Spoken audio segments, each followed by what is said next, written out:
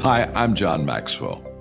When the top companies in the world are looking for trainers, speakers, and coaches, there's one name that stands above the rest, and that's Maxwell Leadership.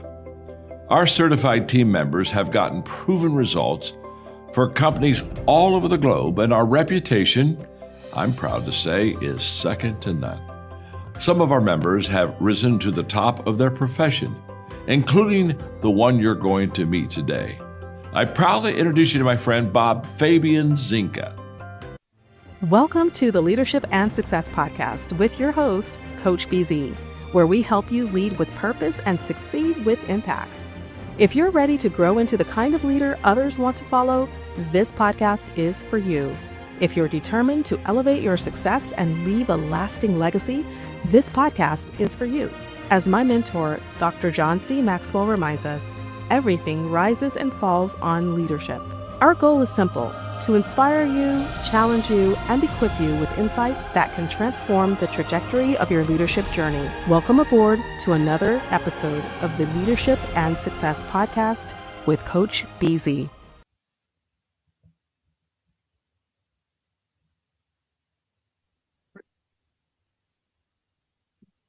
Hello, everyone. I'm Commander Matthew Reese, United States Navy Reserve. It's an honor to join Coach BZ and all of you all for the newest episode of Leadership and Success Podcast. A little about me: in the last 2 decades, serving as a Naval flight officer, mission commander, program manager, officer in charge, leading sailors across aviation, cyber, and joint operational missions around the world.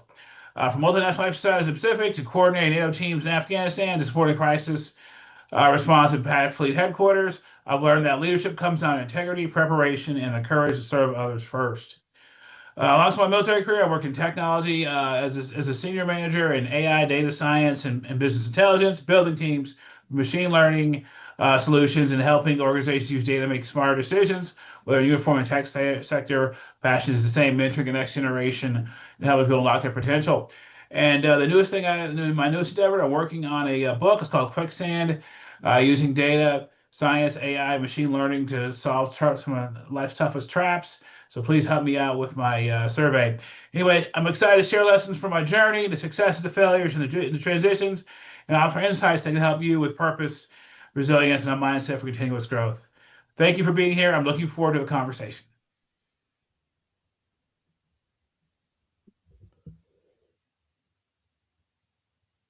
All right, everyone.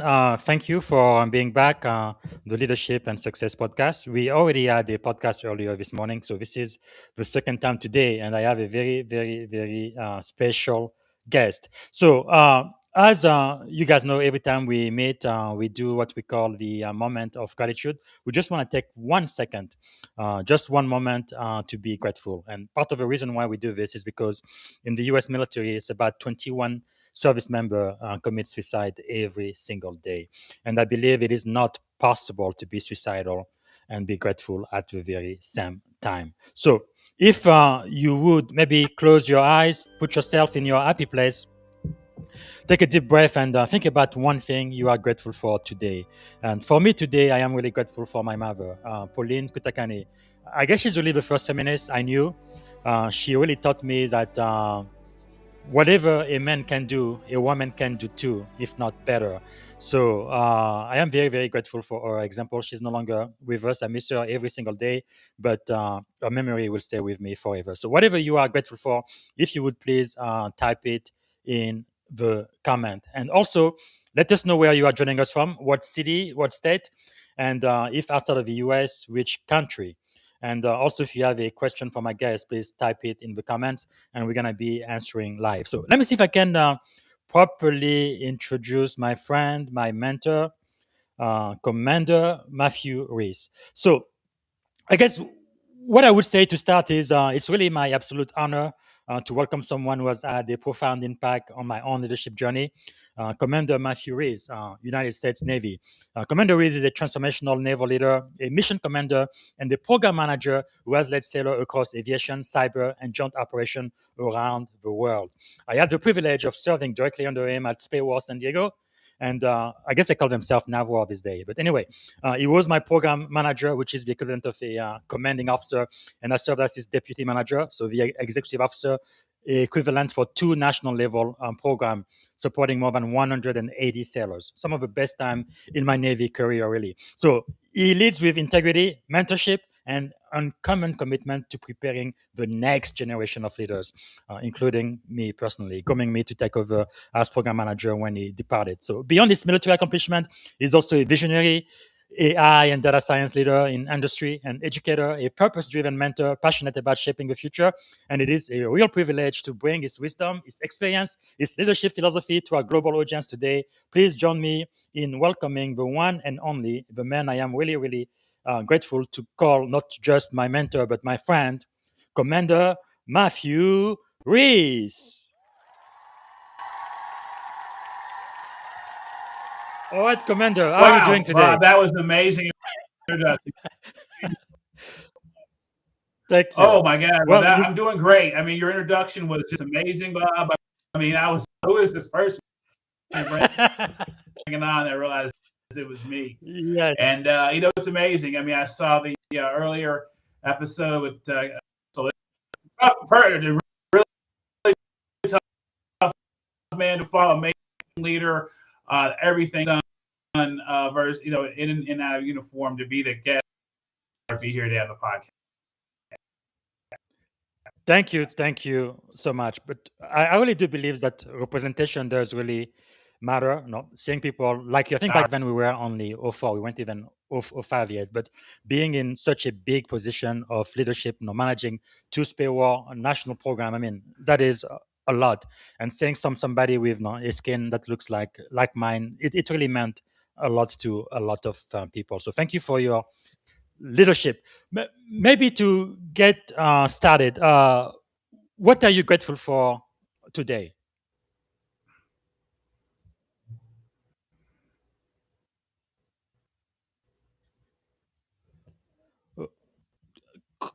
Commander Reese, can you still hear me? Looks like there's a bit of a delay, but Okay, let's see. It looks like we checked your connection earlier. It seems to be working. So what I ask is, what are you grateful for today?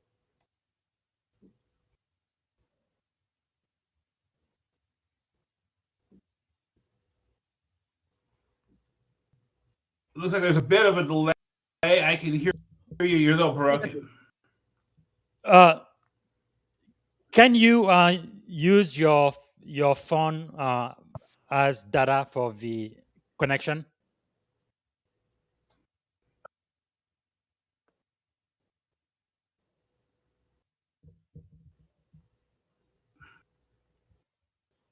So I am gonna need to Let me try edit one this more thing slide. real quick here. Okay. Because earlier I could hear you just fine. Okay, just a second. This is what happens when you do your podcast live on LinkedIn and YouTube. But that is okay. So it looks like he's joined us again. Let's see. All right, can you hear me better now? Great. Yes, I can hear you much better now. Yes. Okay, yeah, I can hear you much better. So what I will do, I will go back and just delete those couple of minutes. So my first question for you, sir, was what are you grateful for today?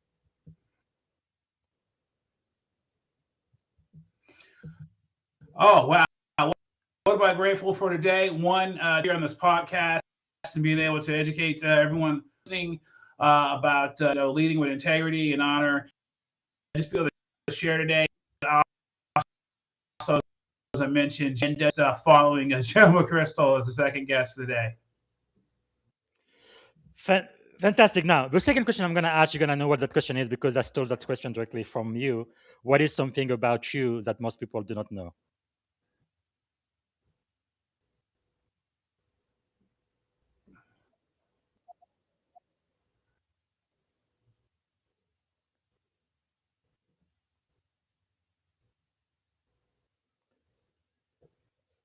Okay, it looks like you're still having trouble with your connection. That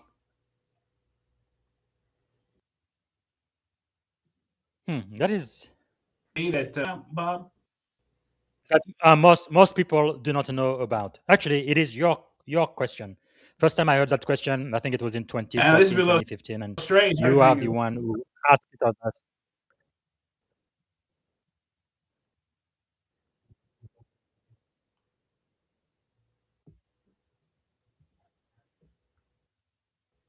Absolutely. Yeah. I don't know what's going on here. It looks like we have a little bit of a connection issue. You're missing 2014, 2015? Yes, I think Yeah, it was an have to icebreaker that you came up with. try One, my phone here in a okay, second. If let's give it a second. Usually, the phone connection is just as fast as cable these days.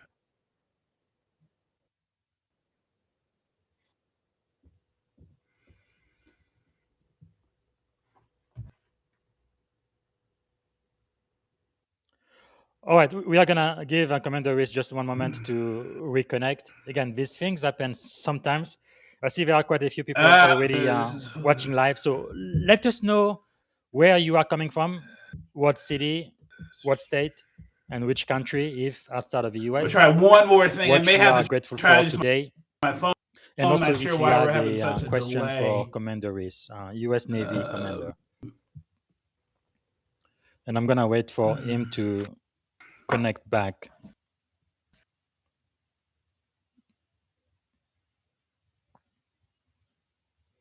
Yeah, I really love doing this live. Most of the time it works just fine, but a couple of times I've had issues where people lose their internet connection, which is okay. But okay, here is joining us again. So let's see if this works this time. Uh, there we go. all right, Well, okay, that is perfect. Now I can hear you. I can see you. It yeah, is excellent. Okay, yeah, absolutely. So unfortunately, we had a little bit of audio, a little bit of audible here. yes, So, when in doubt, just use the iPhone. So there we go. So fantastic. go ahead and take me from the top. I So think we're all set. what is going to happen actually to make it easier for me to find? Mhm. Let me do this. I am going to remove all of that from the clip. Okay. And so basically, this is the introduction, and then we are starting now. Can you give me an extra 15, 20 minutes because of the time, or I have Absolutely. Yeah, extra? I'm Okay, over here. awesome, Yeah, absolutely. Yeah. outstanding. Okay, all Okay. right. So welcome to the Leadership and Success Podcast, Commander Matthew Reese. How are you doing today? Hey, overall, I'm great. I am so happy to be here. It's so happy to be back and sharing with folks. My good friend and mentee, Bob Zinga. That introduction you gave me today was simply amazing. Thank you. That was great, and also to follow Joe McChrystal on a day like today is amazing. So, yeah, I am definitely grateful for being here and being able to share with everyone as I enter the last year of my almost 30 years in naval service. Wow, I can't believe it. Because a lot of your mentees, we're pretty sure you would get one of those stars soon. But that is good. You've done a great job, mentored a lot of people, and had a huge impact not only in the US but across around the world. So the first question for you, sir, is what are you grateful for today? Again, I say at first, definitely grateful for being able just to be here today, being able to share with everyone, and also, following Joan McChrystal, and also just to be able to share everything. And I mentioned a little bit about the technology and AI, but then also this new book I'm writing is called Quicksand. I've got so much to share, so I'm just excited to be here and to be share with everyone today, and definitely with someone who was great as yourself, Bob. This is a true blessing. Well, it is a blessing. And the second question I normally ask, you're gonna remember this question because it is actually your question is what is something about you that most people may not know? What is something I may not know? I would say it depends. A couple of things. One, I'm a big time skier. I've been skiing my entire life. This is going to be, I was started skiing at 3 years old. So this is going to mark my 42nd season there. There's a picture there. Yeah. I am a big time skier. So I would say the fact that I'm a huge skier and I'm really involved. I'm really involved in getting youth and and I would say at-risk youth for working this year to get them up on the slopes in the Denver metro area. Okay, let's see if you can turn your camera. For All some right, reason. let's try that. Okay, this is perfect. I will just leave it here. Okay, Okay. perfect. All right. So, what can you tell us a little bit about your leadership journey? How you got to become Commander Matthew Reese, senior officer in the U.S. Navy? Absolutely, it really starts back in Boulder, Colorado, back in the 1980s. It's hard to believe it's almost been 30 years in some cases. So I was there. I definitely wanted a challenge. I wanted something new, and coming from a landlocked state, the United States Navy just had this huge aura. And Yes. this, to say, hey, I love Colorado. It's a great place. There's the best skiing in the world, but I wanted to get out of Colorado and see and the Naval Academy, and then before that, the Naval Academy Preparatory School, where it's a great opportunity. And then I flew on then something called Continental Airlines, no longer in Mhm. service, through Cleveland, Ohio, to get to Rhode Island there and spent a whole year there, and then went on down to the Naval Academy. And while I was at NAPS, got a chance to play football, and then track and field at the Naval Academy, as well as gospel choir and a couple of other Wow. really, really cool extracurricular activities. And an amazing time and a lot of amazing people. And as I enter my last year, just thinking back and all the privileges I've had. So Wow. definitely to share with everyone. It's really amazing, especially the impact you've had on a lot of people. So when you reflect then on your journey, you said from the Naval Academy to mission commander to Afghanistan, Yeah, Pakistan, SPAWAR, and all of that, becoming a senior AI leader. What core values have stayed with you across every chapter? yeah, definitely honesty, integrity, and being forthright. Yes. Again, the Naval Academy always talk about how the honor concept. I've had the great privilege to work with future Naval Academy midshipmen through our Blue and Gold program. I'm a Blue and Gold officer for the local area, and just be doing the same thing. Hey, you know what? You've got to tell the truth. Uh, you can't lie. You can't stand for the people who do lie or cheat or steal. And that's the Mhm. first thing, and also telling the truth in all phases, as well as being very forthright with people, saying, "Hey, Yes. this is what the expectations are." Setting the precedents and also setting the expectations, Mm. and then also being able to stand up. I mean, when you have the integrity, people will follow you. People will want to work with you. People will want you to do things. Yes. And what I found is just doing that and always being dependable and always having leading with integrity. You make your own luck. And as I'm Mm. there, I say luck is nothing more than opportunity. Preparation meets opportunity. When you're always Yeah. prepared, always doing the right things, those opportunities do come up, even when some Mm. opportunities go away. So again, leading in all things and really doing those core values really will take you a very, very long way, no matter what fields you're in. Yeah, I believe everybody who knows you would definitely say you are trustworthy and person of character. Talking about character, how does character shapes command and technical leadership, you think? Uh, so how does charactership command technical leadership? Well, really, you would just have to first conduct yourself in a professional and honorable manner. So let's go ahead and talk about it. When we were kind of resurrecting the computer network defense program there Hmm. at Naval. Before that was called SPAWAR. Yes. We just, for me, I didn't know that much about computer network defense, and I was learning a lot, and I felt like I was trying to, what I call catch ahead, trying to catch up and get ahead all at the same Hmm. time. So I was trying to get everyone there. Say, okay, who here? What skills do we have? And how do we get ahead while taking courses and everything else, and doing Yes. working on certifications like Network Plus and Sec Plus and my certified ethical hacker, Hmm. all while trying to build the staff and everything else, and then really trying to get something I talked about in some of my LinkedIn writings is a small early win. How do you get the small early win or quick early Yes. win? And for us, that was just getting summits, having 2 days, usually a weekend in January where everybody would fly in, Hmm. and we would be able to talk about what we're going to do for the year, where we're going to go, and Yes. also finding some other pieces. And another thing is we had something called the Cyber Collegiate Defense Competition. Hmm. For those who don't know about it, essentially you have colleges from all across the United States that get to compete, and they had regional competitions, and we were able to help support that. And that was a great quick win to get people there, to get people in the program, and to get them excited because something they could definitely do. And then Yes. we would meet up at the summit later. We'd meet up at the summit. We would set the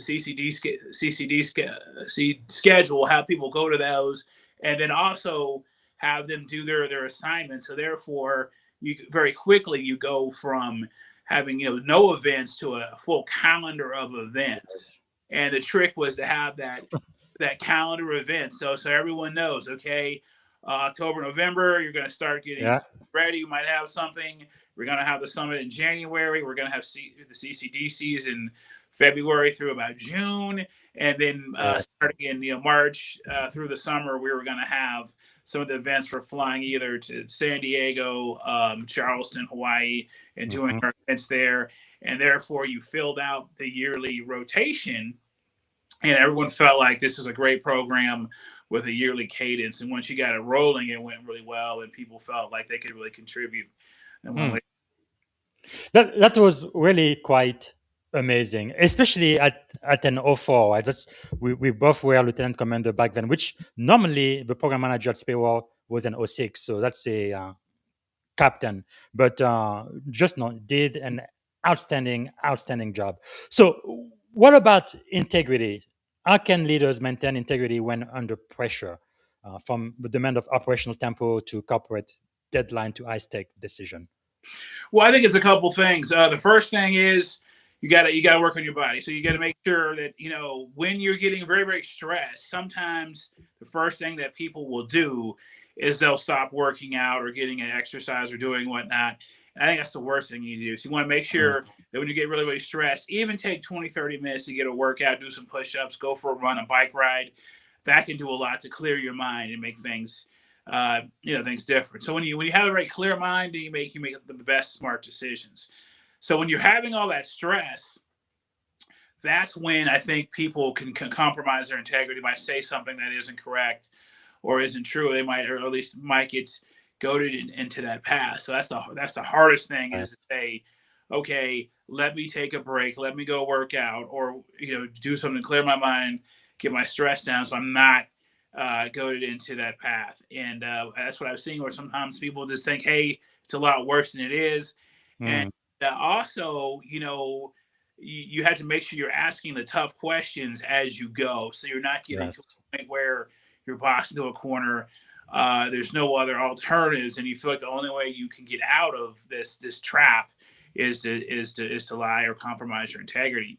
And it's Mm. not easy. And I don't want people to think, oh my God, it's something you do. It's something you just have to work on, and always asking the tough questions and following up and putting in the hard work to say, hey, what's really going on here? Can we find another way out? And always having that moral high ground. So, not easy. It's gonna be a lot of Mm. hard work, but it is doable. And make sure that when you're getting stressed, you're still having 20-30 minutes at least to work out 3 days a week, and I think that goes a long way toward managing stress and making the best decision Yes. possible. But I think from part of what you said, one thing that does help a lot is having a role model. So you were a role model for a lot of us. What were some of your own role model people that you look up to that kind of help you stay in the straight and narrow? Yeah, absolutely. I mean, there's a couple that there's so many, but there's a couple I want to highlight. Definitely, Admiral Halsey. I met him when I was a young. I was a young lieutenant, junior grade. I was a VP4. He was the head of HLSL 37. Got to meet him and his wife, both amazing people. In more of just a social setting, and we were talking, career opportunity, my future careers. It was different because obviously he was a helicopter pilot. He was head of our helicopter squadron, and I was a naval flight officer during a P3 squadron. Well, some of the things definitely that he mentioned to me were things like, okay, well, this is what you can do. This is how you do things, and hey, here's how you recover from things if they don't go well. And he was saying, hey, things are going to not go well. You're going to have times where you're going to get tripped up. This is how you recover from them. So it was and how he never, I mean, maybe, he never seemed to get rattled and whatnot. And as people said, he looked amazing. He was very smooth on top, but, underneath. A very amazing person. And, learned a lot from him in our interactions in Hawaii before he departed. And for two amazing. Actually, his integrity, I've definitely put him in the news lately, and it's amazing to see someone at such a high level keeping their integrity, even willing to retire as a 3-star admiral instead of 4, just because it's the right thing to do. It's amazing. Wow. Yeah, absolutely. And you did mention one more person beside Admiral Halsey. Yes, absolutely. So there was him, and then as far as the other mentors, or just people in general. People in general is fine. Also. Definitely him. I think from then, some of the other program managers that we had, Broomfield, SPAWAR, and Naval, and some others, and some of the N3 folks. They were just amazing. Getting a chance to work with them, the trust they had in me to say, okay, yeah, you can run this program, and and then that facility faculty, and say, hey, go out there and make this happen. Go out there and really empower people, and definitely their ability to empower me and others, including yourself. Hey, let's go here. Let's go rebuild these programs. Let's go out and do. Let's go out and make sure we're getting to the ships, and we're figuring out what what in this case, what the fleet needed, and base and other things. So definitely the other program managers and leadership were definitely my mentors at that point in time. Yeah, right now I remember Captain Jeff Adams. He was our very first sponsor for Sandy. Yeah, I really love the way he led. So you've served as a mission commander responsible for aircrew, complex operation, employment of live ordnance. What did those missions teach you about calm, clarity, and command presence? See here, I would just say that the best thing I got to do is a couple things. I got to drop a fake mine there in Thailand. Just the amount of preparation that goes in, and that's how you really get the calm and the clarity is from the preparation. All the time you're putting in to saying, hey, how are we going to do this? What's going to happen? What do we need? What are some of the things we're not anticipating? And controlling, some other variables there, for instance, like the weather, couldn't we control that? It was going to be hot. Some of the crew was getting a little sick, including myself. Some of the food there, the water was causing some issues. And, and I was just keeping my own, anxiety up. Hey, that was the only time I got a chance to drop anything out of a P3 was in Thailand for Cobra Gold all those years ago. And and just saying, hey, this could be the coolest thing I'm get to do. Let's go ahead and put the time in and make sure we're really accounting for any type of hiccups we may have and whatnot, and things like that. And just also, what I always say is always assume you'll never get the opportunity to do it again. Yes. Because you may not, and just do the best you can. And make it hurt. Hey, if you're tired, hey, make sure you get your proper amount of sleep, and make sure you're doing everything you can to make this the best Yes. possible event, because you may not get a chance to do it again in the future, and you will likely regret not putting the time and preparation in to make it successful. So I would say Wow. thereabouts, either from dropping mine at Cobra Gold to anything else, and how it's applicable is just Yes. saying, I will never get this chance again. Let's put all the time and energy I can to do it, to make it a success, Mm. lasting impact. That's powerful, really living in the present. So, your deployment to Afghanistan placed you in a joint coalition environment with NATO, OMLTs, CSTC, Alphas. What leadership muscle did that environment force you to develop? Well, it was really interesting. So I think it was like April of 2008. And all of a sudden I said, hey, you know what? You got to go to Afghanistan for a year. And it was a crazy time. So I was in Hawaii, and then I came home a little bit. And then I had to get to Fort Riley, Kansas. I remember getting there and then going to San Diego first, and getting there, and all of a sudden, I was a lieutenant. It was me. There was a chief, and then I think there was a first class petty officer, and there was a total of like 40 some HMs there. So for those Mm. that are not familiar with the term, that's the hospital corpsman for the Navy. That's the HM designation. And all of a sudden, I went from flying and potentially dropping mines, and potentially chasing submarines, and being involved in exercises, to them giving me a weapon, two weapons, Ah, and a 9mm, and giving me up armored Humvees and other vehicles with so many of these other folks. And they were great people. And first we were in Kansas, and we were driving around, and I couldn't believe why in the world did anyone think it was a good idea to give 40 some sailors Humvees and weapons and everything. And things were good, things were bad. We had some mistakes and hiccups, and a lot of learning to say, okay, this is mm. not there. Some of the folks were, FMF, Fleet Marine Force corpsmen, so they had been with the Marine Corps, they'd been in the infantry, and they had experience, but some of them were not.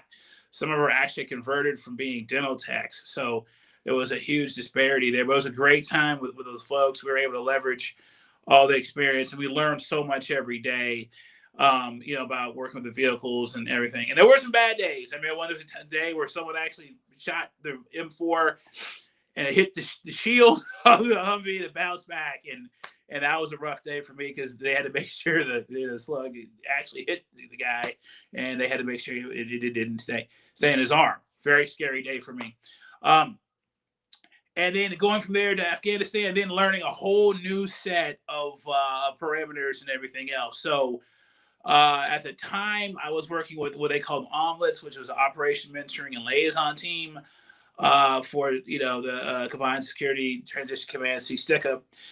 And that is obviously gone away now. But at the time, what we were really doing there was the fact that we had a lot of these countries that were participating, right? A lot of the NATO Mm-hmm. countries and others. And, so we had to indoctrinate them and tell them about working with the Afghan National Army. And that was difficult. We were able to go through and, I got to see the entire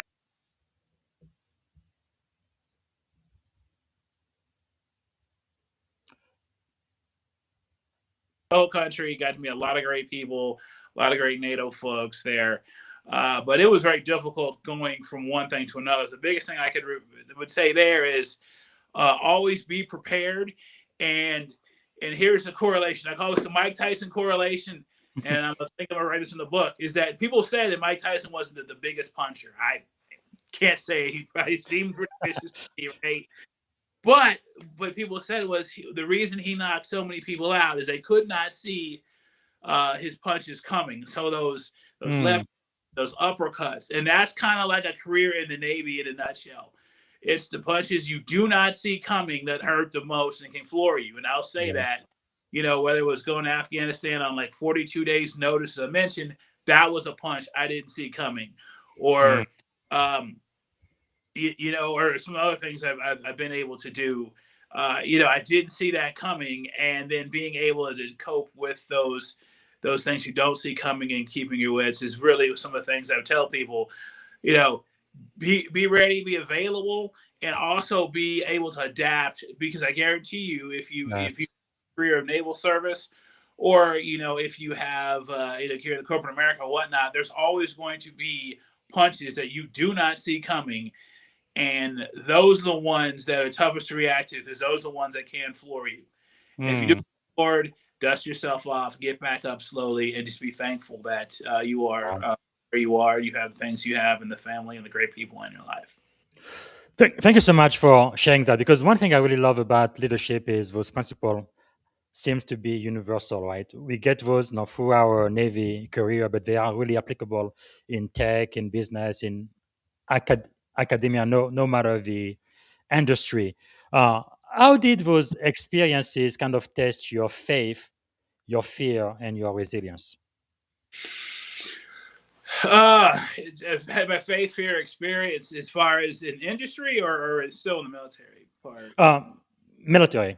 Okay. I would say that kind of the things I mentioned before, with the Mike Tyson corollary there, it was always the things you didn't see coming. And I think part of it is that, you had these expectations that, okay, I'm here, in aviation, hey, we're here, we're junior squadron, and then you're going to go to some shore duty, and then you're going to come back, and you're going to have this path. For the most part, the path is very well defined.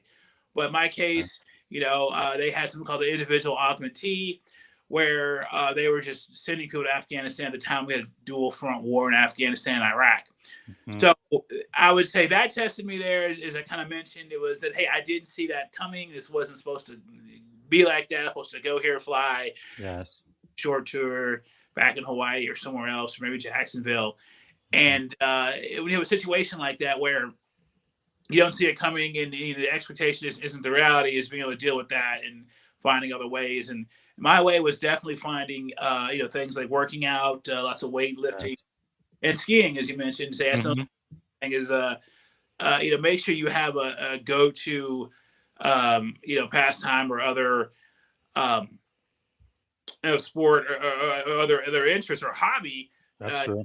because you're going to need to lean on that hobby at times when things aren't as good. And I can't tell you, no matter whatever problem I think I have, it can definitely be solved in a powder day, especially powder day at Vail or somewhere like that. But definitely, just Yes. get a good day of skiing is so refreshing, because for me, I feel so small out there and on the mountain after having done a great day of moguls and bumps and done 26,000. Wow. So I say, in conclusion, again, Mike Tyson corollary, the punches you don't see coming, the ones that can knock you out, but always Yes. a hobby or pastime to rely on and lean on, because that will definitely put everything back in perspective. You'll be able to deal with it much, much better, and realize that, Mm. every setback I think I've ever had is actually led to a much, better and future and more insight. So, Wow. it definitely.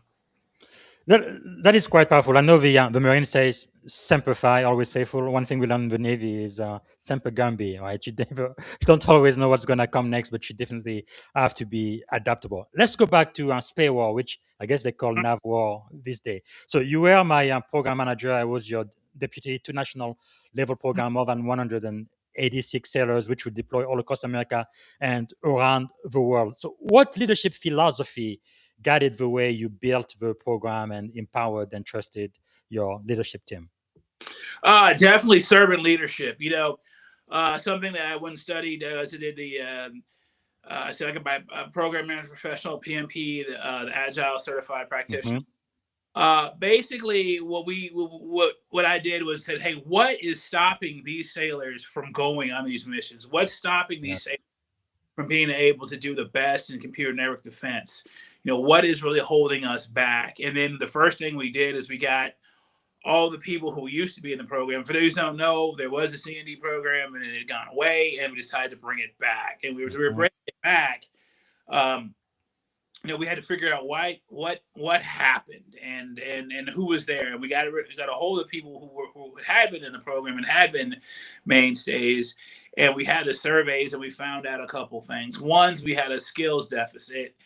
Two, we had a bit of an AT deficit. and 3, we didn't have a way to tie in everything together. So first, the skills deficit, we had to say, okay, how do we fix this? And then we fix it and say, hey, you know what? Everyone's going to need to do Net Plus and Sec Plus, which were 2 certifications, but also we needed people to do things like Certified Ethical Hacker and CISSP. So we went out and we had to say the first year was going to be a level of skill building. So we got as many people to that CEH as possible the first year. It was a training. It was a week long. It was a boot camp style. So you're getting there at 6 a.m. We're going almost at midnight with an instructor. And after training, talking about, okay, this is how you do exploits. This is how you counter exploits. This is the Certified Ethical Hacker. This was their book of knowledge and whatnot, and understanding how to do all that and doing all the training and understanding how to do it. And at the end of the week, having people take the test and get their certification. So that was the first thing. And then we had some other new programs that were coming in. It was the one where they had the scans and they were uploading the scans. And we had to figure out, hey, we got to be experts on that and figure out how to do that. And the second part was providing a service to the fleet. And so one of the first things we figured out how to do was say, okay, you know what? We're going to need to be able to say, this is what we can do for the fleet. And we figured out the 2 things they wanted. They wanted feedback. They were doing the scans. And the second thing is they wanted hands-on training. So we set up some hands-on training in a couple of fleet concentration areas, Hawaii, Norfolk, San Diego, and others. And that went a long way. Say, here, make sure everyone shows up. So we would show up and we would have, all day long, we had all the IT folks from every ship. They would come for a day of training, and everybody was really, really, really gracious. And that's one thing that we found out. Hey, the people on the ships were saying, we want this training, we want it, but you guys got to come here, and we get to send our ITC for a day. And we just literally just emailed the ships directly, said, here, we're providing this service, we'll be here, just send you guys over here to College Center, and they would give us a room in the College Center. And we'd have 30 sailors. All the ITs would just show up, and then some others saying, "Oh, we're so happy you guys are here. There's no training. There's no one else doing anything. Thank you so much for doing this." And we fulfilled the need. And the last part was just going forward to tie it together. Hey, we found these needs. We've had this. And then people saw it. So you had the natural 12-month rotation. So you could say, you know what, we're going to have you're going to have the summit, then we're going to have the CCDCs, then we're going to have, our sessions where we're going out into the fleet concentration areas and over the summers, and then, the fall reloading and doing training, and then starting all over. And once you get 1 or 2 iterations, it starts going and people start saying, hey, this is the place to be. And this is what to do, because most people really, really, really wanted to be a part of the computer network defense piece and helping to do the tougher. Absolutely. And one thing everybody learn when you lead, I guess one thing you said a lot, if you want trust, lead with truth, but if you want loyalty, lead with consistency. Can you expand that for the audience? Absolutely. I mean, as far as if you want loyalty, lead with consistency. So the trick there is to make sure you're telling people very consistent, forthright, mission statement of what we're going to do. And every meeting, and we used to have them every Tuesday, every Tuesday for 90 minutes sometimes if you're there talking. Here, this is what we're going to do. And, it never changed. And I said, hey, we're going to have a 12-month cadence, and we're going to do this, and you're going to do this. And as people sat there and realized, okay, everything he's saying is coming to fruition. We're doing our training. We are having our summit. Now we're doing our events, and people would go to different colleges. And that was a lot of fun for people, too, because some of they may or may not have been able to do before or again. Some of those folks are able to go to a college and see a competition and represent the Navy in a recruiting aspect. And people say, I've never gotten to do that again, as something I mentioned before. So that was there. So just saying the exact same thing, being on message, and a good understanding, and writing a mission statement. For me, that was clear. Here's our mission statement. Here's what we're going to do, and how we're going to do it. Now, saying what was the other piece about the honesty you're saying? I think you have to say if you want truth will lead to trust, and then consistency to loyalty. Oh, okay. Yeah. Yeah, then as far as just being honest, hey, you have to tell people the honest truth, right? So one thing I did struggle with the first year was, we didn't have at the time what's called annual training. So we had these these IDTTs where you could move some of your weekends and fly in to speak with us, and we had some. But for a lot of the sailors, they needed a 2-week annual training, and they would have to go get that somewhere else. And Mm. that was a huge deficit for us because they could contribute, but then they had to go somewhere else for the annual training. So that was the first thing I just decided for the second year is we are going to make sure we have annual trainings. You're Yes. going to get those uh, on a calendar. We're going to get them early and get people signed up. And once we put those out there and we were able to get them and get them recognized, and we did, Mm. even though they weren't that great the first year because we're getting the kinks out, it was key because then people said, "Hey, I can do everything in this Under the program. program instead of having to split my program with somewhere else." And once we did that, Yes. I started liking those and really enjoying them. And then the you could just see people light up and Hmm. great. This is now a comprehensive Yes. program. So go back to you were saying, hey, making sure that I was staying on message and making sure we were identifying the issues. Hey, it wasn't a comprehensive program the first year, years 2, 3, and 4. Yes. It is a comprehensive program, and now that we've done that, people are satisfied, Mm. and our scores are going up, and all of our surveys and finding things, and Amazing. great thing we were able to do. And then once you get the first one out there, we were there, the fleet concentration areas, trying to figure out what they were also missing and making the year. And then after that, better and better. So that was a little bit of the iterative, continuous, Hmm. continuous development. But in this case, it was a 1-year iteration where we would try to make every bit better. But every year, as the program manager, you make it better and better and better, and Yes. see the improvement. And there was ways to do that, such as from the summit. First, I'd only get there a half a day early or a day early. Then I Yes. said, program manager, I need to be there this whole week. So I get there on a Monday, stay the whole week, and then be writing up all the slides and doing everything we need to do to get the program ready for the Hmm. summit. The summit would come, and then the summit would be a lot more successful. And then from there, we would go further and And thing like that, and finding ways to meet people and work with the staff there. Because one thing I did yes. realized was that sometimes the staff they wouldn't want to come on weekends, but if I was there for the week, I could talk to them on a Monday, Tuesday, and Wednesday Hmm. to be able to better respond. So that was definitely I learned. So Wow. continuous development is great, but also if you're having a year iteration, having a continuous development on yearly iterations is also key. That is really, really powerful. But really, it was revolutionary, especially for the reserve, right? Because I've been in unit in the reserve where all people do is read the newspaper on Saturday or Sunday. They have absolutely nothing to do. Boring, boring, computer training all day. That's really not the reason why people normally join the military. But in our programs, I mean, we had people, they hardly went to their local command center. I guess we used to call them Navy Reserve Center, NRC, because they would spend their entire time just flying all across the country and Yeah, around the world. It was so much fun. And then also, while they do that, they are affecting, right, the cyber readiness of the number one fleet in the world. And you could add it into your fitness report and your eval, and that is really huge. I don't know how many people who really promote it because of the work, the opportunity we really made available for them for CND and CCDC. It's just amazing. yeah, I mean, absolutely. That was something else we could probably talk about just really quick. The attitudes of what people were into.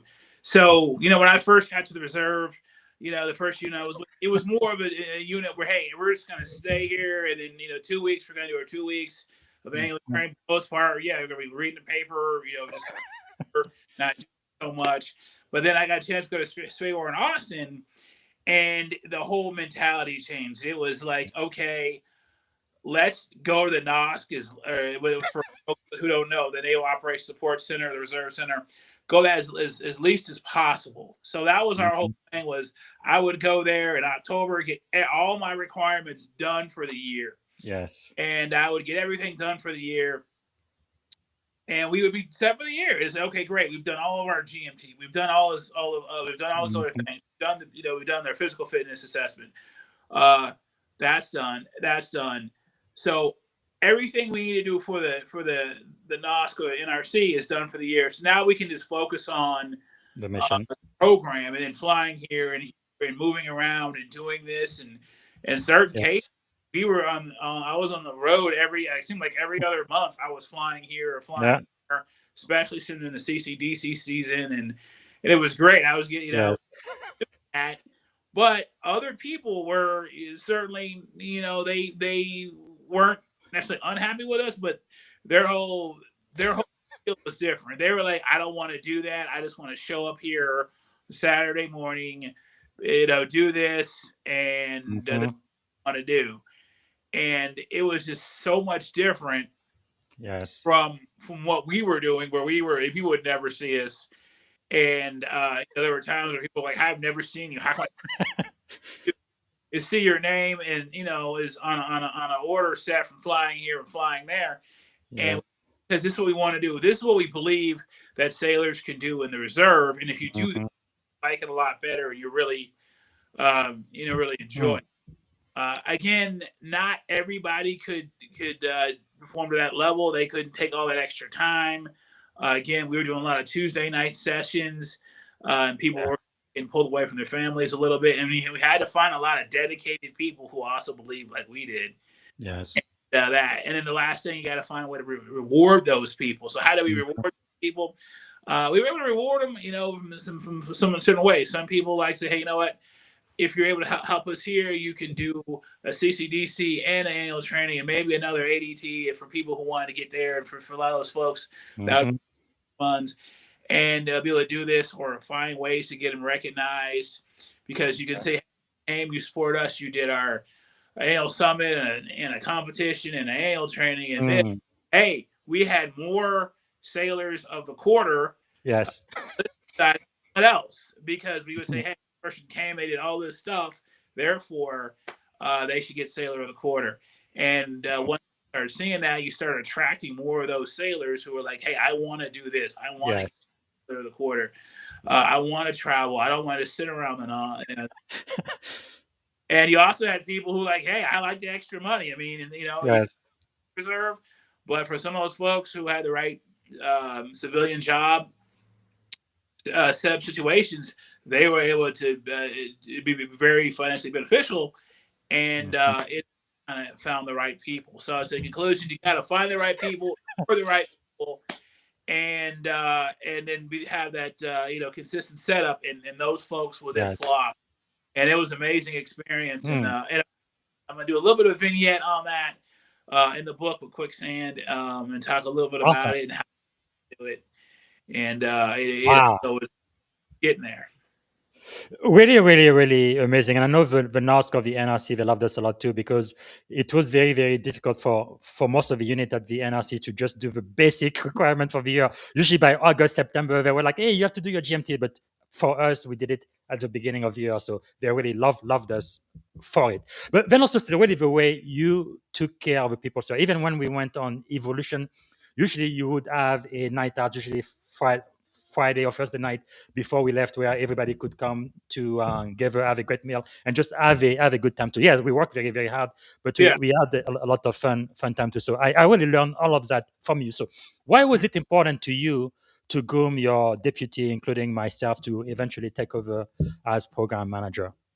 Well, there's a couple of reasons. First of all, one thing I like to mention to piggyback on what you mentioned there, you got to make it fun. So night where everybody would come out, we got to go to dinner and gas lamp, and everybody would come out and enjoy. You really had to have that, so it wasn't just all business, and have a chance for everybody to go and break bread. So I think that was a key thing.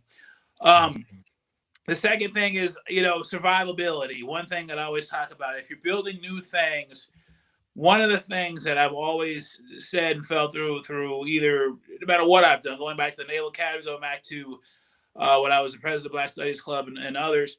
There's got to be survivability. If you build something, that's great. But when you leave, is it going to be able to survive? Because in the Navy, everyone rotates and moves. And if you don't do a good enough job of building it, then it'll wash away. So I say, hey, you always got to make sure you have people that will pick up when you're gone and when you move on. And sometimes the best thing ever to me is to go back and go something I've done 10, 15, 20 years, 30 years ago, and still see it and still see the impact that I've made. There was one time back in high school I had something where we were building this group for youth, and then I went back a couple years ago during COVID, and then I was talking, a chance to talk, and someone else said, "Well, I remember you, Matt," and then because of you, I got in it, and then someone said because that guy they got in it, and they drew the lineage all the way back to me 20 years. That was amazing.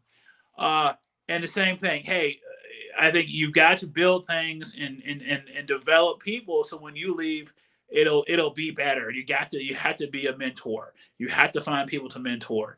If you don't find people to mentor, what are you doing? Plus, you get their energy too of them being young. So I think the fact to be able to mentor people in the Navy as well as in private sector and finding people and just grabbing some folks and getting involved in stuff like, you have an intern, meet all the interns, and see what they have and just grab them for a session. And, I had a chance where in private sector, we had a situation where you had all the interns, we got them, we talked about AI, we gave them a presentation on AI machine learning. And we talked, and I did a survey, and I got to understand what they were thinking and what they thought about AI and machine learning and data science and even and some of that refreshing energy they had as young people goes so far. And I think sometimes people can get a little bit cocooned into only talking to people that are their peers and whatnot, and not really reaching out to the young folks. And Yes. really, to understand what they're going through and to see their perspectives. And you can learn so much by having those mentees and mentors up and down the line. So I would say, one, you got to always think, hey, I could leave. One of the things with the Navy Reserve, at any given time, I could have been mobilized. And I did that. I said, you know what, if I get mobilized today, who's going to take this over in such a, who's going to take this over and make sure that all the hard work that I put into this the last 2 or 3 years not all for naught. Who is going to take over? You have to always find people that are gonna get there and be willing to do it. And then, and that's why I said, well, I saw I say Bob's got all this energy, he's loving this, and he's even got a better background than I do in computer defense, right? And then finding other people said, hey, this person might, have the technical background, maybe the leadership isn't there, and everyone has different abilities, and you got to try to figure, okay, how can we get this person there? Or maybe you partner people up, say, okay, this person has technical ability, this person's great leadership ability, put them together. So together as one, they're going to be able to carry it out. And then sometimes you have groups where, hey, you have one, really good leader, and you have a bunch of other people who just really just do their part. And then also tell, accepting the reality and say, this isn't going to be active duty. This might be here. This person's good doing this. This person's doing this. You just have to have role players here. This is what's going to be successful, and being honest with yourself and saying, hey, it's not going to be, all these people doing all this work. It's going to be, it's not going to be 3 people doing a large portion. It's going to be 5 to 15 people doing smaller pieces. And as a cohesively as a whole, you'll be able to succeed. And that can be difficult for people. So I'd say in conclusion, you got to always think that, hey, I could lead, I could be mobilized, which I could have at any given time. And I want to make sure all the hard work that I've done is not going to be all for naught, and leave a legacy and make things better than when you got there. If you've done that, then you've truly succeeded. Well, so let me ask you this one more question before we move into the second segment. I could talk for you forever. So much wisdom. Let's talk about artificial intelligence and emerging tech. You are definitely a great leader in that space. So you've built AI chatbots, predictive model, remote sensing platform, and enterprise scale analytics. What do you believe will be the most important leadership skill in an AI driven environment?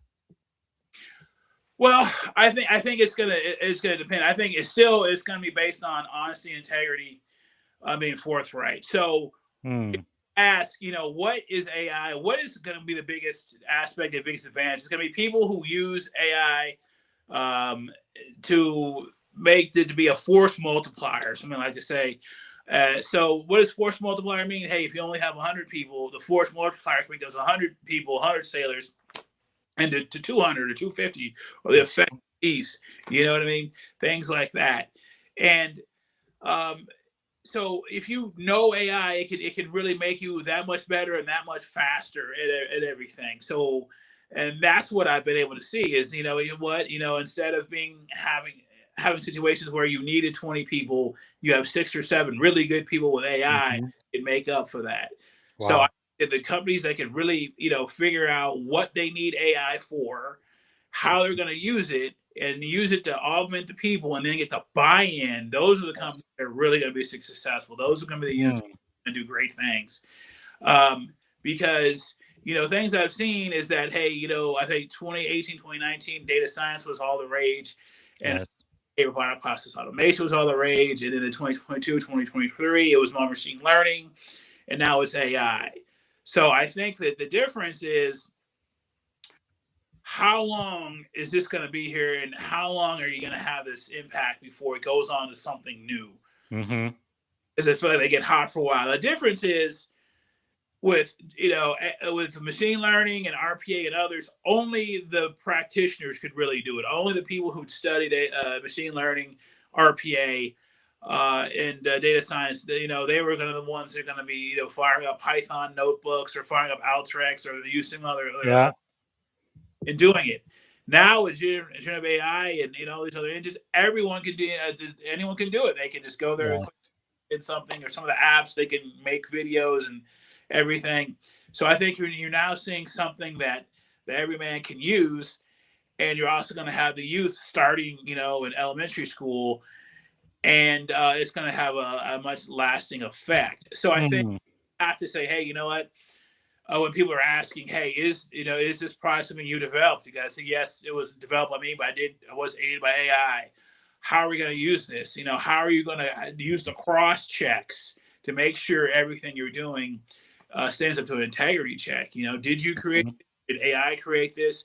And where could the vulnerabilities be? Because one thing I've seen is, they might have built something for you, but the source material could be bad, or it could be corrupted. I've seen that already. Mhm.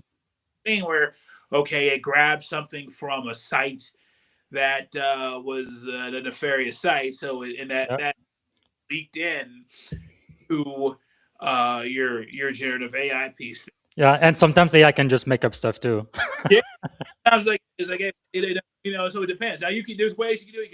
You can limit it to only, repositories that have quoted, that are Yes. with academic submissions that have references quoted and everything else. But then stuff can get uh, dragged in there, as you mentioned, and all of a sudden you Yeah. have to make sure you're cross-referencing and doing QA checks. So I would say, in conclusion, it's a great tool, powerful tool. You don't want to get left behind, but quality assurance is going to be key, because that's how you're going Mm. to figure out, okay, well, is this correct? Is That's this not? powerful.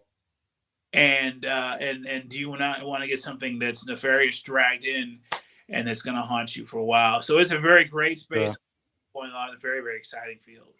Wow. Yeah, definitely. I think they call it AI hallucination. It happens quite often. But I think, especially for the military, I think human oversight, right, man in the middle is so important. We cannot just let this machine learning or AI take over and make all of the decision and make things happen. We need to have people, like you say, to review, making sure everything is compliant and exactly what we are looking for. But it's true today. Another professor, I think from Stanford, said um, the only people who are going to be losing their job these days are people who don't want to use AI at all. People who use AI will be Right. replacing other people who don't. So we really have to embrace it. Let's talk about your book just a little bit. Quick sound, right? Let me see if I can share my screen. I think I have it shared here. Oh, just a second. I'm going to share my screen because you sent us a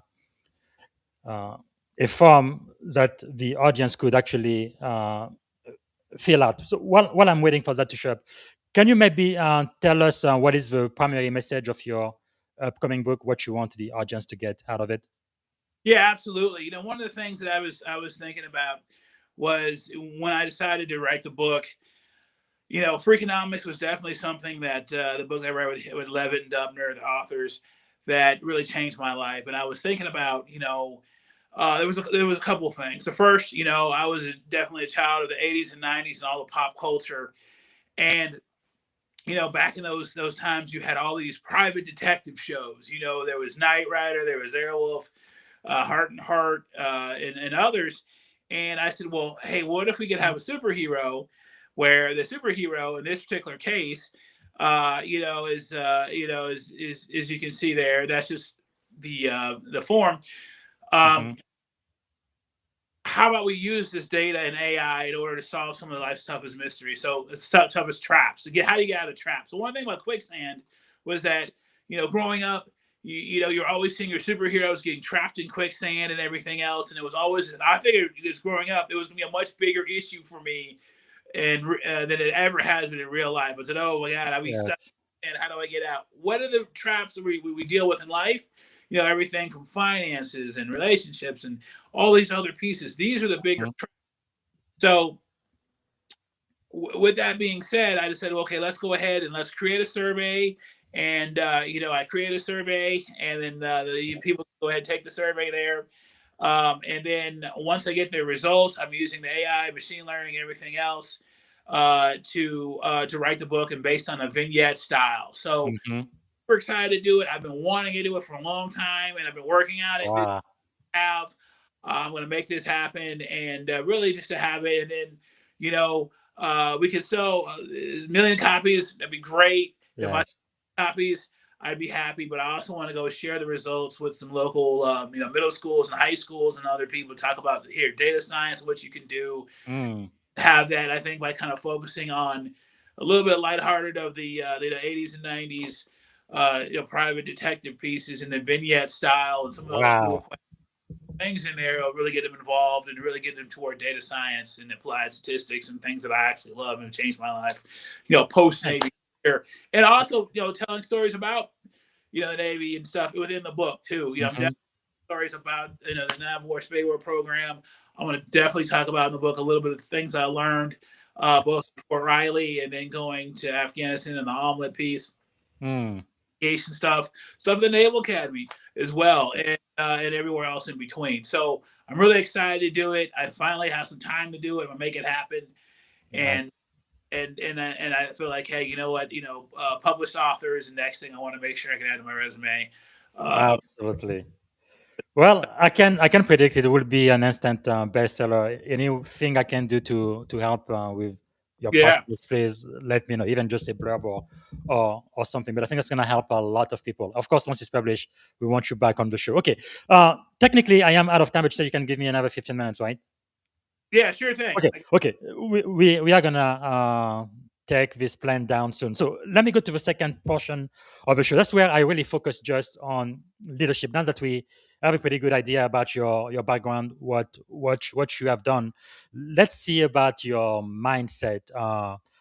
Why did you make the decisions that you made and add all of the impact you've had? So one question I would ask is, what do you think is the greatest lesson in life, in leadership in general, you have learned so far?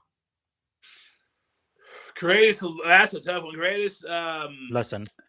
lesson. Oh wow, I think there's a lot. Again, I think I'm gonna have to go back to say living your life with honor and integrity and just being honest. I Yes. can't tell you how many times that being brutally honest with people will get you out of so many pitfalls. Yes. And that's the one thing is, if you have that, people will just respect you so much more. It's simply saying, hey, here is the situation. Here's what we had to do.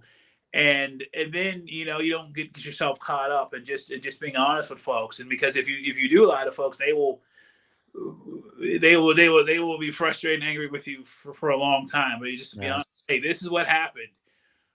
We had to do this. Unfortunately, I can't give everyone an EP, and for the Navy, that means an Mm-hmm. A, which is the highest rating you can get. You have to get one below. You can tell, but you have situations you're saying, you know what, I wish I could, but I cannot do this. Yes. Or tell Yes. said, hey, I know someone before let you essentially get away with something, but now I have to enforce this standard.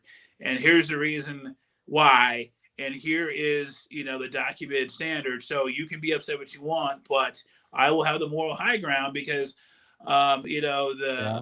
regulation is stated this way, and I am following the regulation. And it doesn't matter if in the past it was not followed. Yes.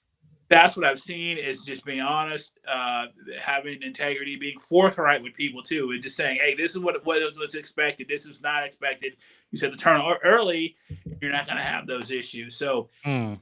definitely, the best lesson is just to be forthright. A lot of people these days do have a tough time being forthright, and a lot of folks don't like to have difficult conversations, and Yes.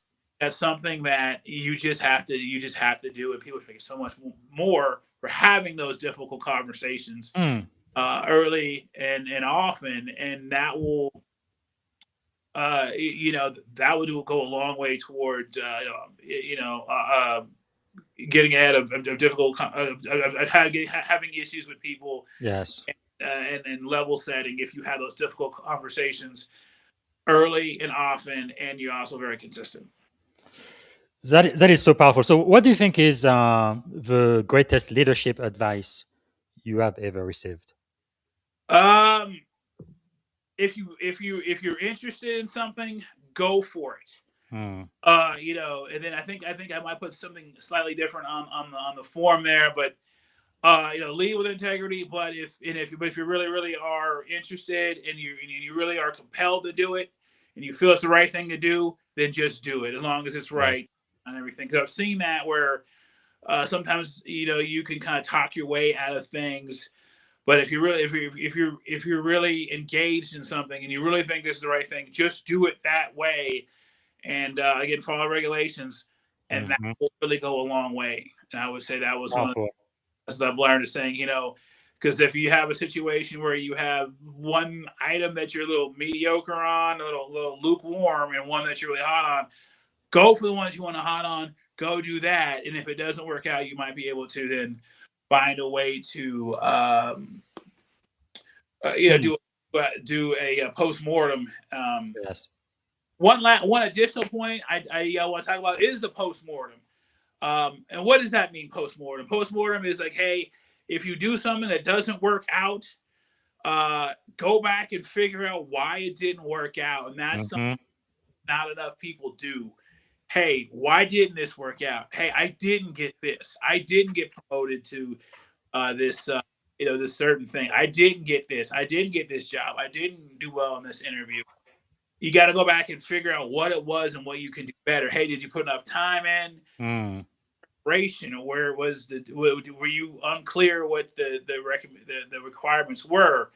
Um, did you not make adjustments during the interview?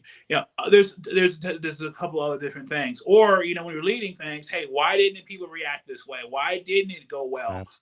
Why did we get people late? Why did, for instance, one of the CCDC events in LA not go as well, or the one in New Haven not go as well? But they went Mm-hmm. great patience and figure that out, and really just study and ask those questions to figure out what went well. In some cases, it is Yeah. something that is beyond your control and nothing you can do with the postmortem. In some cases, you can do a lot more, and everywhere else in between. So, Mm. great solution lessons. If you think it's a great idea, you think it should go, run with it and go with it.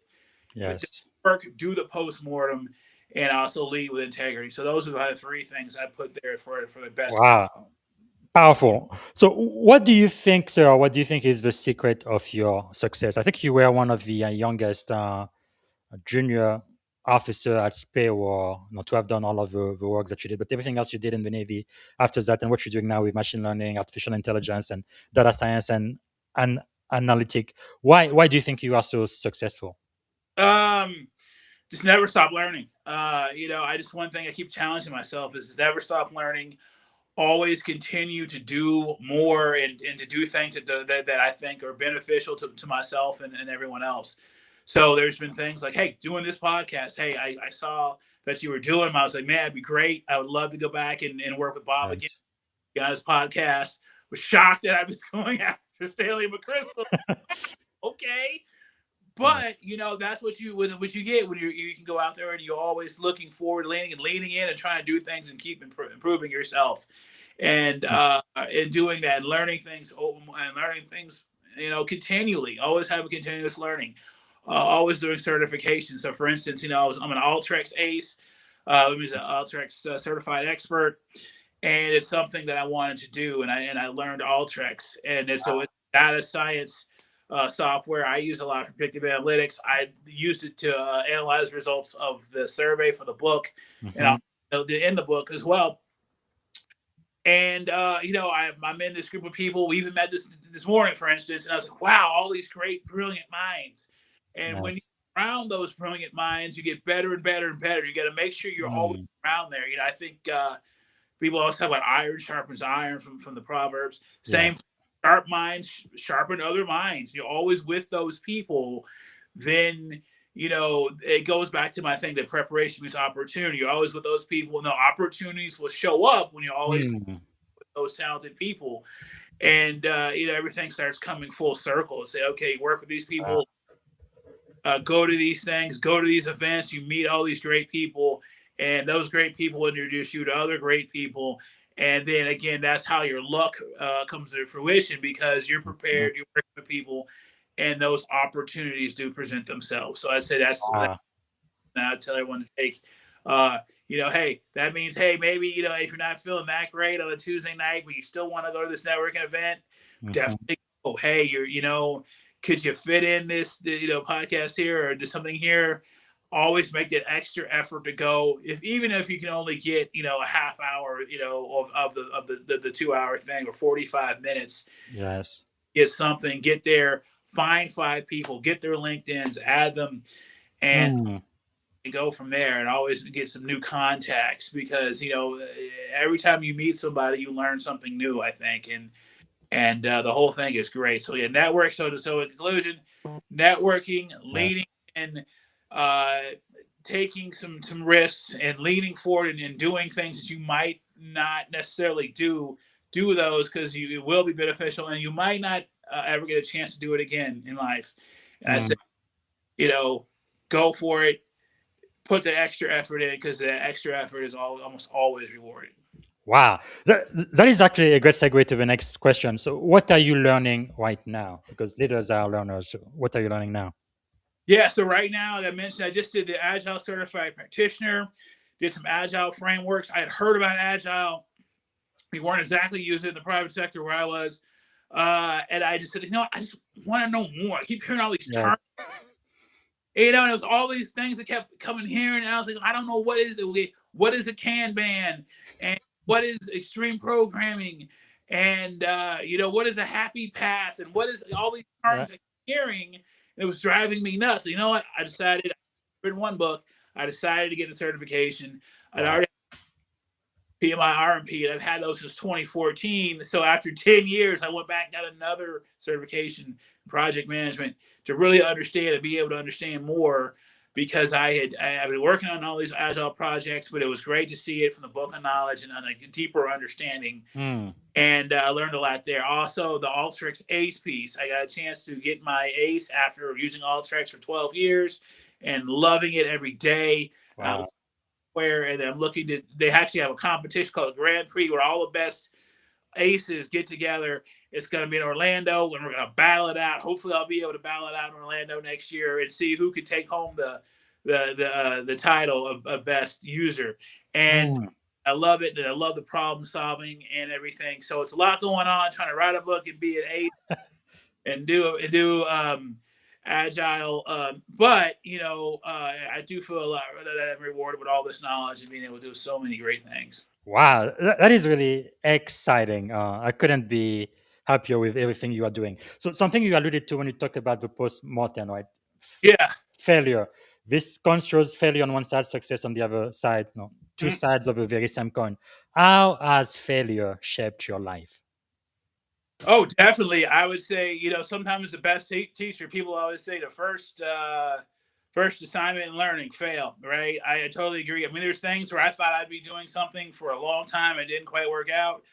And sometimes there's failure, but then sometimes there's other things too. We'll talk about both, where you just don't do as well as you thought you did, or Mhm. hey, really a failure, or just maybe a fifth place, right? You didn't fail, but you didn't get what you thought you were going to get. So I'd say failure. Um, definitely, I've had some things that I didn't do as well. Go back to the academy with swimming and some other things where I didn't swim well. I failed some tests, had to go back and do them over and over and over again, and just saying I had to learn, hey, you know what? Don't think about it. Just get up in the morning, go to the pool, and swim as many laps as you can, and get better every day in the pool, and eventually pass those tests. And certain things in life Wow. about repetition and getting out there and showing up and doing. And there's no way out. You just got to put the hard work in. I, Um, that's really wonderful. I am laughing because I am not the only black person who joined the Navy didn't know how to yeah, swim. yeah, Toronto, that was my excuse. But I'm glad. By the way, if you're going to play Navy, please swim. I tell all my candidates too. What's your swim? Yeah, Time? Most of them were great years. Some of them they're not. I said, hey, well, we yeah. need to get in the pool. Uh, Hmm. definitely. But then certain other times, there's times where I just didn't do as well as I thought I would do. And I Mhm. think that's the thing. When you outright fail something, sometimes it's better because you go do the post-mortem and say, I outright failed this. But Yes. this did okay or just kind of got by. That can be worse because you just got by and you didn't really do the post-mortem because you didn't fail. So I'll mention that in the book too. Sometimes the worst thing that can happen is you just get by instead of having an outright fail where you really have to do the post-mortem, ask yourself the tough questions and go to people and say, hey, what was it that I didn't do right or Mm. well enough? Certain cases, it can be like, hey, it just wasn't the cards, There was nothing else that could be done. Other cases, it could be like, hey, you know what, you seemed shaky, or this happened, or this mannerism in war you didn't work on, or it was your nomenclature and the terminology wasn't quite there. People would say, I knew that you knew in your head, you knew it, but it wasn't coming out. You weren't articulating the terminology and the nomenclature and other things. And this is what you could do. Where other people were great about just saying, okay, here's some of the nomenclature and terminology, because I mentioned agile, you're talking about, happy path and Kanban, mention Mhm. what they mean, and then going forth, and that worked out really well. Mm. And that's what you could say. So I'd say, in conclusion, failure can be the best because it's going to teach you about yourself, and you learn a lot when you're really struggling and pushing yourself.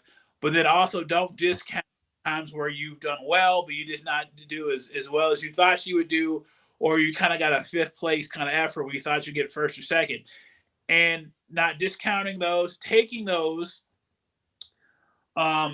efforts and say, okay, I got fifth place. Do a post-mortem. What could I have done better? Mhm. Am I doing too much? That's one thing that sometimes I ask myself, am I doing too much? Try to do a book and everything else, possibly. And hey, you get cut down. You got to get laser focused, and all the other pieces.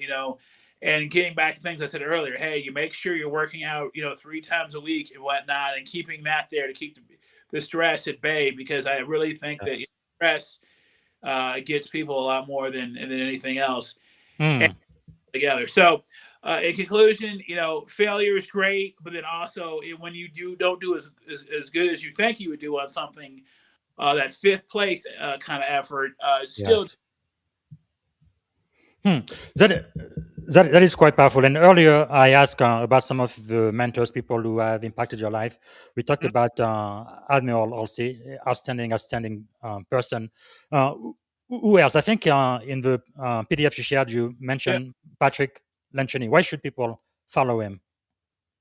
Oh God! As far as organizational health, he is great. I really love all of his books. He's got all these vignette styles.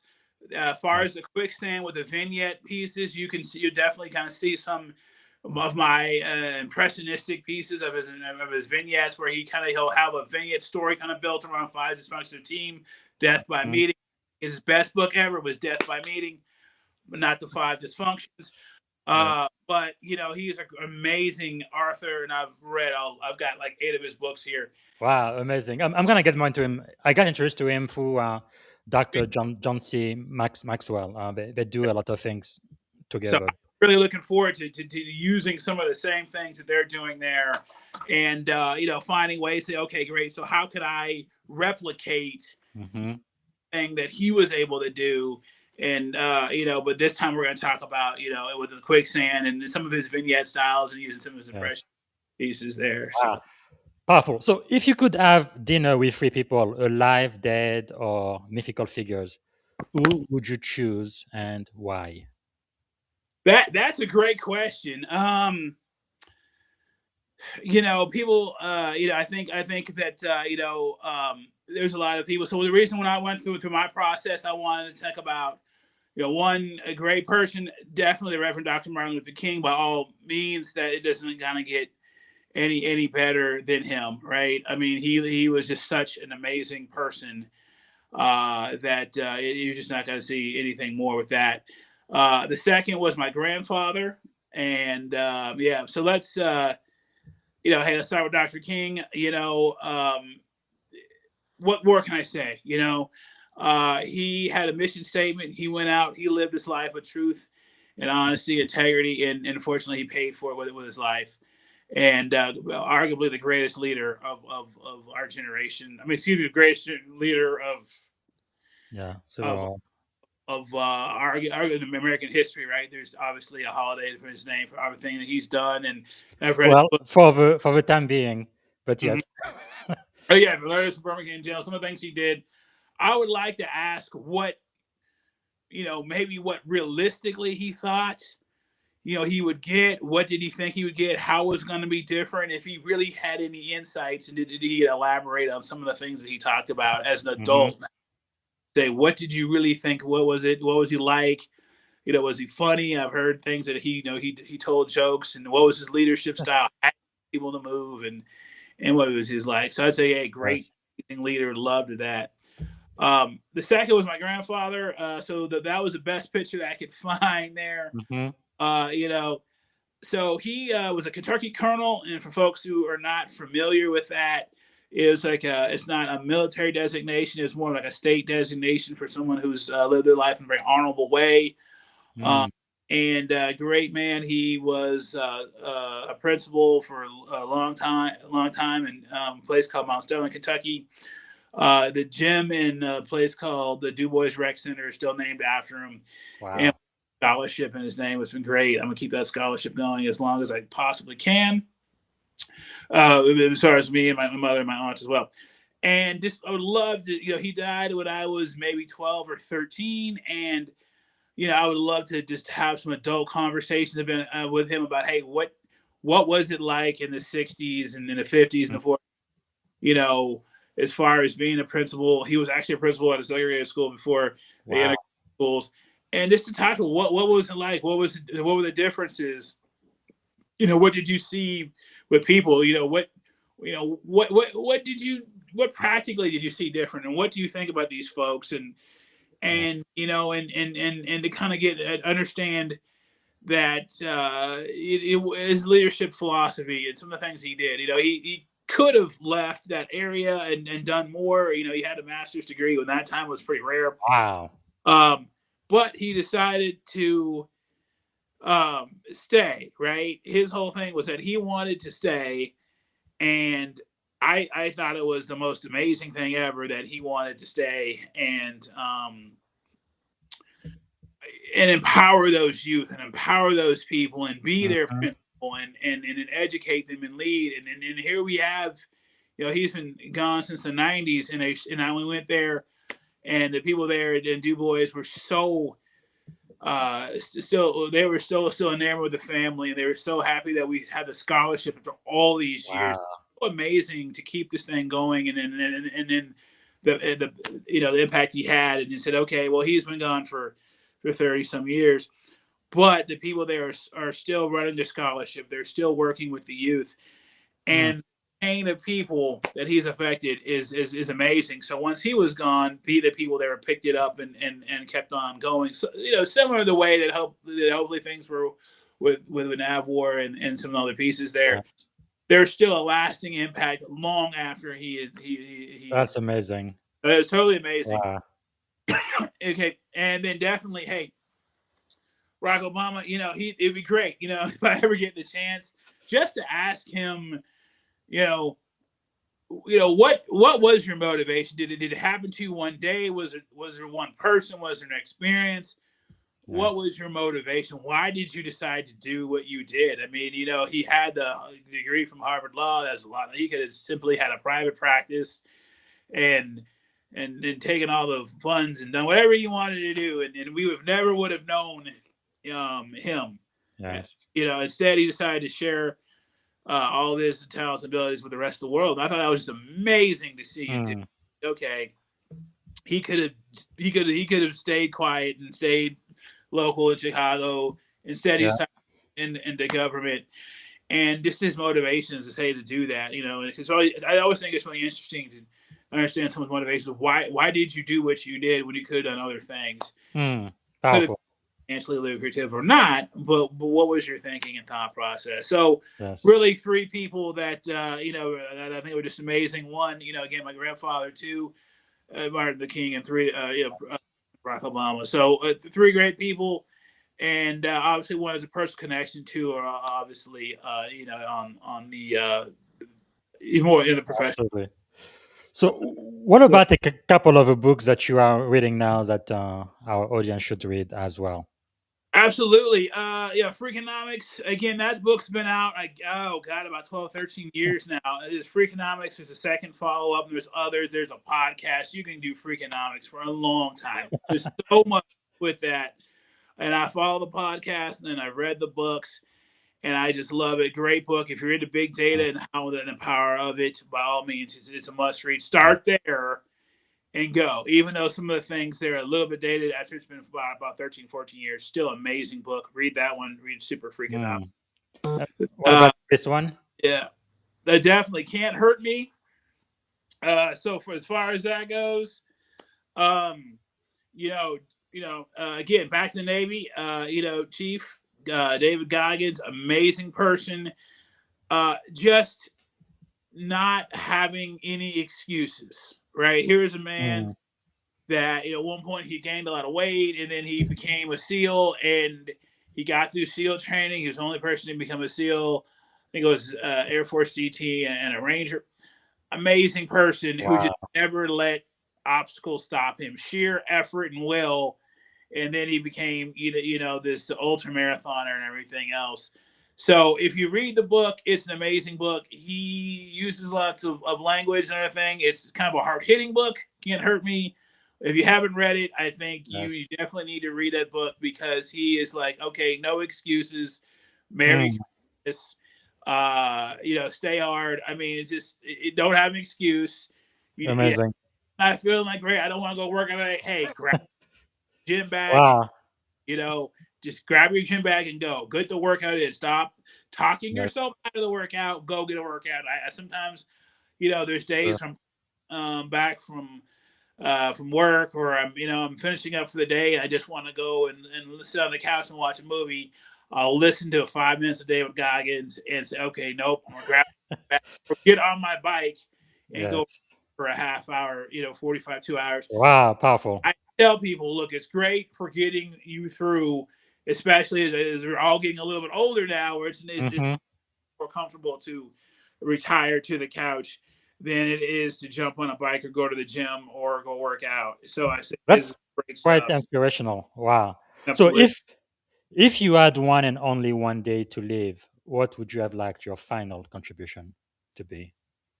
I would probably, first I would say, hey, let's start off with one trip to go skiing, right? I love skiing. But in all seriousness, I would probably try to get the biggest podcast I could have and tell people, what do I what are things that that I would say to them? Experiences I would talk about, again, leading with honor and discipline and integrity and being forthright. Say this is really what's going to get you through.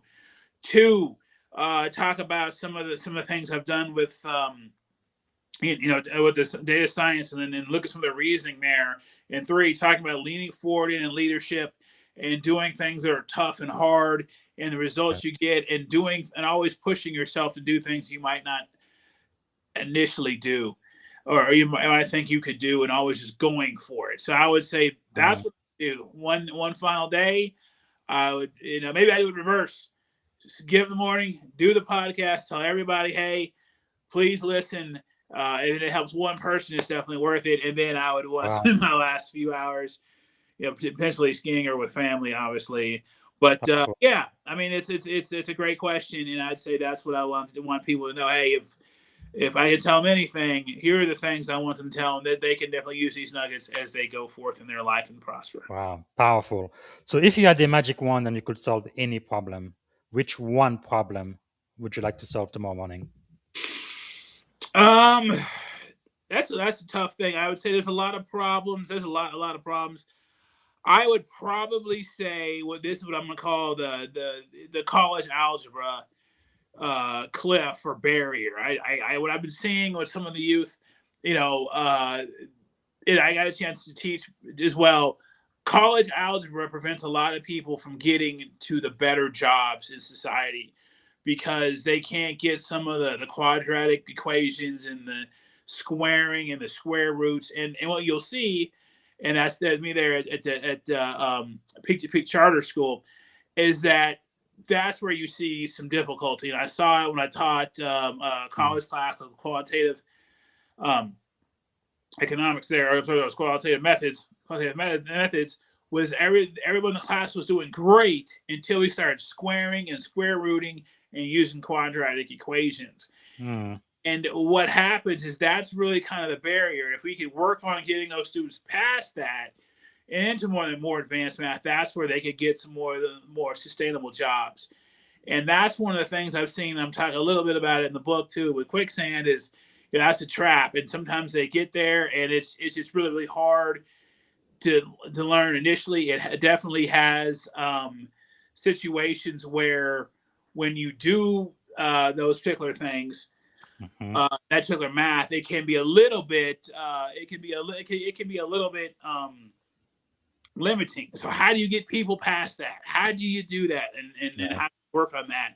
And that's the biggest problem. I think a lot of people will realize you can get through this math, but you're gonna have to struggle. You're gonna fail, and after a while you'll get it. Now, plenty of people do really well, and plus, hey, college algebra was like 8th grade, 9th grade, 7th grade for some of us. Some of us are younger, but for some people, that really is something they can't get through, and that really can hold them back from, getting degrees and getting better jobs and getting those sustainable jobs. So definitely, I would work on finding ways to get people more into STEM and getting past what I consider that college algebra wall there that I've seen. If I could solve that problem, a long way. Okay, we're getting toward the end. Thank you so much for your time. I think this is going to be the longest podcast I've ever done. I'm really, really grateful for your time, my mentor, my friend, to really help my audience get all of those lessons you've really experienced. Now, it's not just things that you've read in books, but you've really experienced throughout your life in the Navy and beyond. How can we add value back to you? Honestly, just hey, if somebody wants to go ahead and read through some of the data science shorts I've done, please go read through some of those, give you some feedback there. If you could take the survey for quicksand, I'd really appreciate it. We'll put that link out there. It takes about 8-9 minutes. It's pretty fun. I think it's a fun survey. I'm definitely going to finish up the book, and I've been writing, but I still got to make sure we get enough submissions before I can make this a comprehensive book and have the data there. Do that. I really appreciate that, and then just give me any feedback that you see. I really appreciate it. And again, if this helps one person do anything, gets past an obstacle or anything else, or helps them, or someone contacts me and says, "Hey, how did you get past this? And how could you use some things you talked about in your podcast?" to help me, then it's definitely worth it. And again, I try to be a humble servant leader. And hey, like I say, when you do well and you lead yourself with on honesty and integrity, you'll find people that you haven't talked to a while, like yourself, Bob, where you said all those wonderful things, and that means enough. That means so much to me that, hey, you know what? Just hearing those words you had of an introduction was definitely worth the time we had today.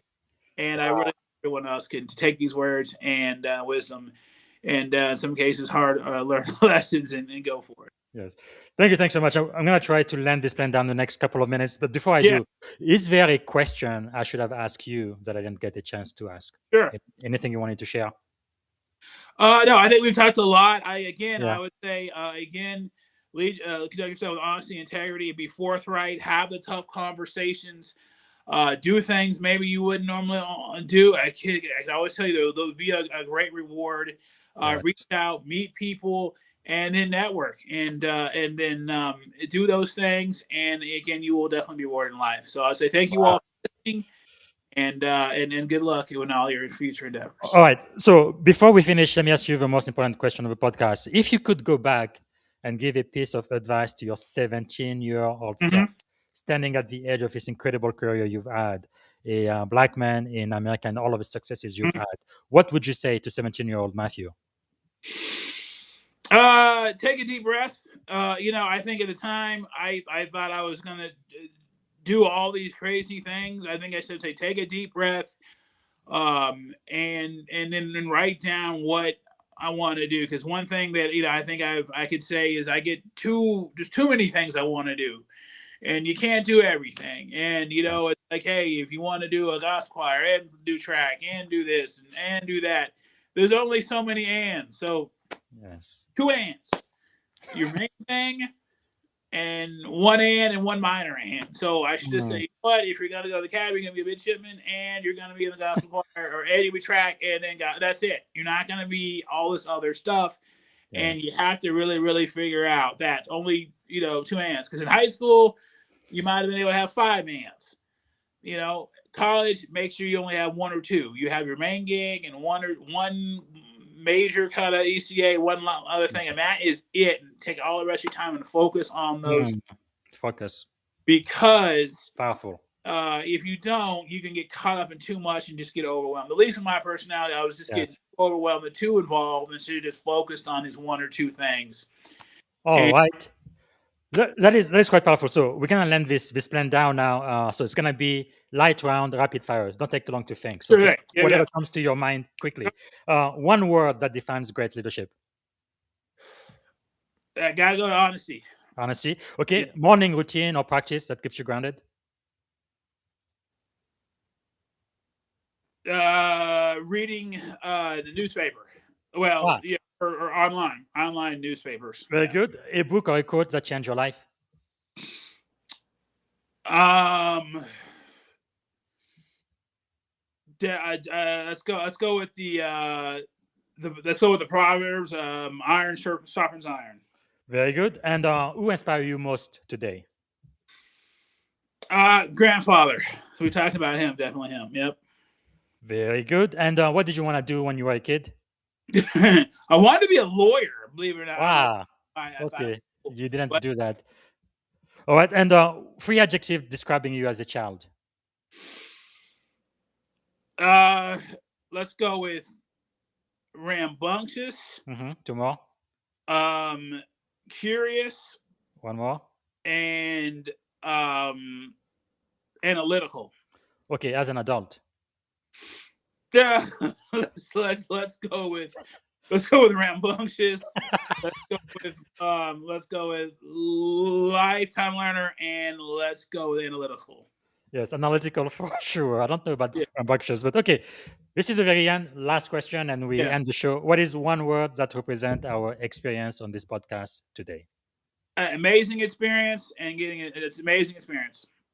Okay, I'm so grateful, my friend, my commander, former program manager and mentor, Commander Matthew Reese, everyone. Thank you, sir. I appreciate it. Thank you so much, everybody. I really appreciate it. Please get a chance to do my survey and spread the word. Thank you so much, Bob. It's been amazing.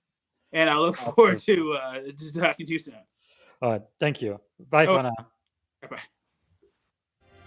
Thank you for tuning in to the Leadership and Success Podcast with your host, Coach BZ. If today's episode added value to your leadership journey, be sure to subscribe, share, and join us again for more wisdom nuggets on how to lead better and achieve greater success. Remember, leadership is the most critical skill of our time. The world will always need leaders to inspire others, drive innovation, and execute meaningful strategy. So why not count yourself among the bold leaders shaping the 21st century? Until next time, stay inspired, stay committed, and keep leading with excellence.